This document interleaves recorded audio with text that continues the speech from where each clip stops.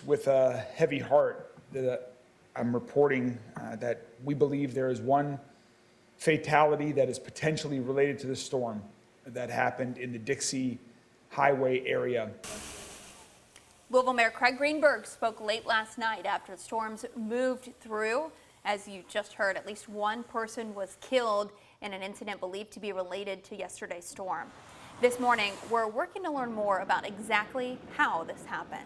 Now, the damage is widespread across Jefferson County, so stop and take a look at this with us. Our Sky11 drone shows the roof peeled off of this building. This is in J-Town. This is the Morgan building on Cargo Court near Bluegrass Parkway, which is host to several businesses. Thankfully, there were no reported injuries. Now, this morning, dozens of families at an apartment complex in PRP, they're displaced because of damage done to their homes. So you see Taylor Woods there right now. She and photojournalist Nelson Reyes have been really walking through this area to get an assessment of the damage. And Taylor, how bad is it? Oh, Eric, it's completely bad. I'm actually standing in front of the apartment, one of the apartment units at the Oaks at St. Andrews. If you take a look right here, you can see what was once either a living room of a bed or a bedroom. You can see that the back door to this window right here, it's completely gone. But what makes this damage even more significant, the roof is completely gone from this building. We are told that the wind was so high speed that it took off the roof completely from this building. And as I'm even walking around here, there's debris all in this parking lot from wood panels and beams everywhere. And now several families are displaced, but they are being assisted by the Red Cross. But if you take a look at your screen, you can see the aftermath of what completely happened when the storm came through and hit.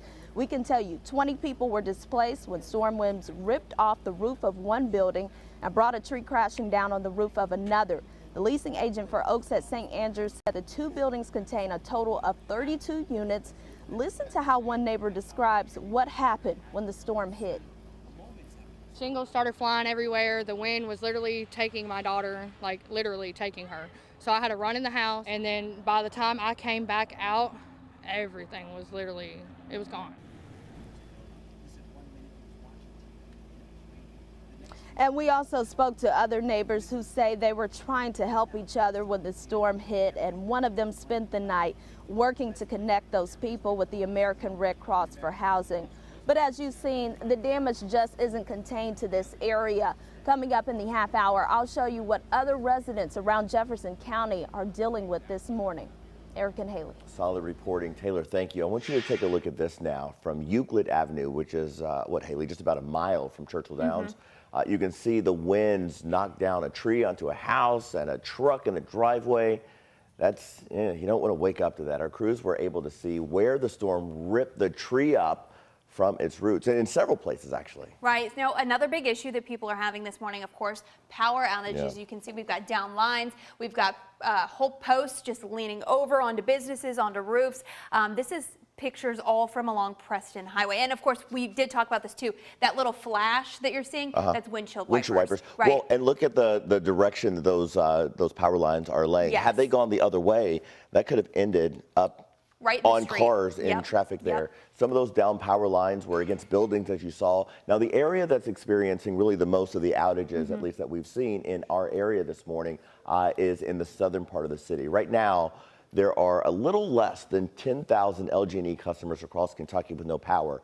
The LG&E power outage map shows most of it centered west and then south of Interstate 64. And the heaviest concentration is, again, in the southern part of the city and county, and then southwest Louisville. Natasha Collins, you're familiar with Natasha. She's with LG&E. She says hundreds of crews, or resources rather, are out working to restore power. We do have about 250 resources, field resources that are out there working, and additional resources that are headed this way, just as we reposition our crews to make sure that we're able to get customers' service back up and running for them. So if you're experiencing an outage and you have LG&E, here's what you should do. First, go ahead and text outage or status to 454-358. You can also call the number 502-589-1444 or visit lge-ku.com.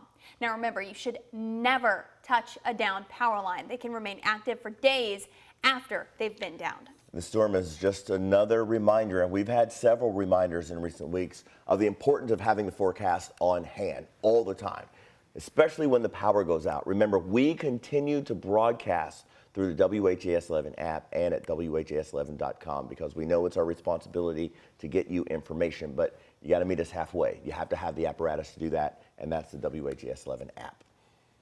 Today, LMPD officer Rob Oliver will be laid to rest. Oliver died last Thursday, about 3 weeks after suffering serious injuries in a motorcycle accident. He served LMPD for 18 years, served in the Army, and worked as an officer in Jeffersonville, Indiana. Oliver's funeral will be at Southeast Christian Church, followed by internment at the Indiana Veterans Memorial Cemetery.